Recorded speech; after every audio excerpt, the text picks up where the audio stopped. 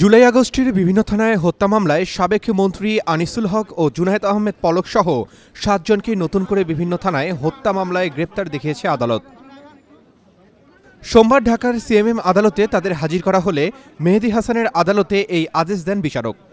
আসামিদের মধ্যে আরও ছিলেন সাবেক মন্ত্রী শাহজাহান খান, আমির হোসেন আমু, ব্যারিস্টার তুহিন আফরোজ, কামাল আহমেদ মজুমদার।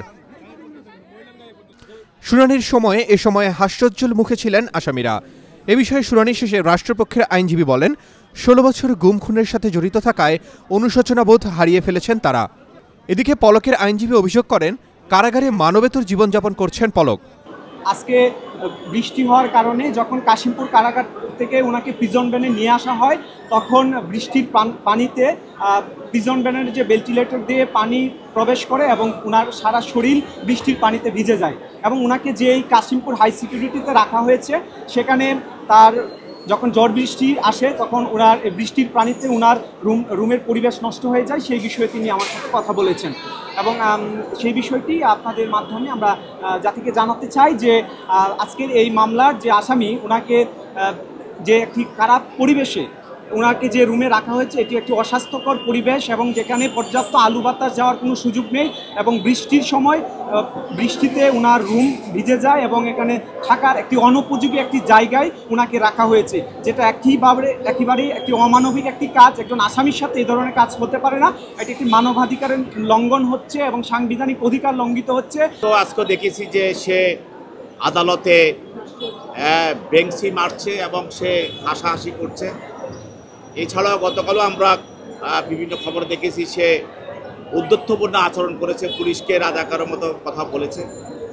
বিষয়টা হলো এরা হলো নির্লজ্জ। এদের মধ্যে এখনও তারা যে 15 বছর মানুষকে নির্যাতন করেছে, হত্যা করেছে, গুম করেছে এবং তাদের মানুষকে ক্রস ফায়ারে হত্যা করেছে এবং সর্বোপরি জুলাই গণঅভ্যুত্থানের সময় তারা যে ছাত্র জনতাকে গুলি করে হত্যা করেছে, এই বিষয়গুলো তাদের কোনো অনুশোচনা নাই। এই অনুশোচনা না থাকার কারণেই আপনি মনে রাখবেন, যদি কোনো একটি মানুষ বেশি অ্যাডিক্টেড হয়ে যায়, তখন সে অ্যাডিক্টেড হওয়ার পরে সে যেটা খেয়ে অ্যাডিক্টেড হয় ওইটার প্রতি তার কোনো ফিলিংস থাকে না। তদ্রুপ এরাও এরকম খুন করতে করতে, মানুষ নিধন করতে করতে এরা হত্যাকারী হিসাবে তারা একদম অ্যাডিক্টেড হয়ে গেছে, হত্যাকারী হিসাবে। অতএব এইসব বিষয় তাদের কোনো অনুশোচনা নাই এবং ফিলিংস নাই এবং লজ্জা নাই।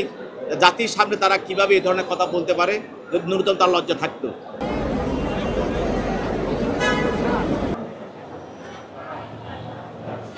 Arman Ali, Daily Sun. For more updates, follow us on Facebook, subscribe our YouTube channel, get the latest update on www.daily-sun.com.